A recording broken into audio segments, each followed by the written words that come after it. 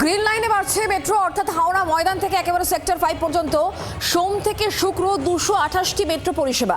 এতদিন এই লাইনে মেট্রো সংখ্যা ছিল 226, শনিবার মেট্রো পরিষেবার সংখ্যা বেড়ে হবে 204। আগে শনিবার এই লাইনে মেট্রো চলতো 202, রবিবার এই রুটে চলবে 108টি মেট্রো পরিষেবা।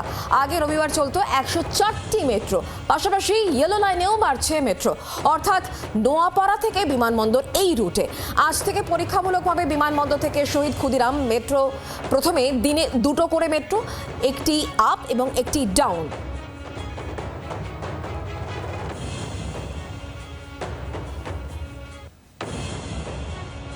আজ থেকে একই সঙ্গে গ্রিন লাইন এবং ইয়েলো লাইনের মেট্রো যাত্রীদের জন্য সুখবর।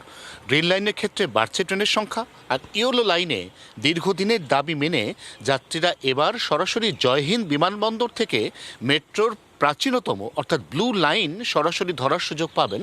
অর্থাৎ যদি কেউ এয়ারপোর্টে নামেন তাহলে তিনি এক ট্রেনে পৌঁছে যেতে পারবেন শহীদ ক্ষুদিরাম পর্যন্ত। তবে এই ট্রেন আপাতত পরীক্ষামূলকভাবে চালানো হচ্ছে দিনে মাত্র 2বার।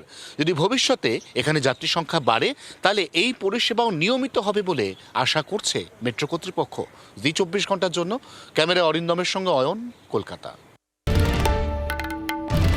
বাংলার আওয়াজ, বাঙালির আবেগ, জি 24 ঘন্টা।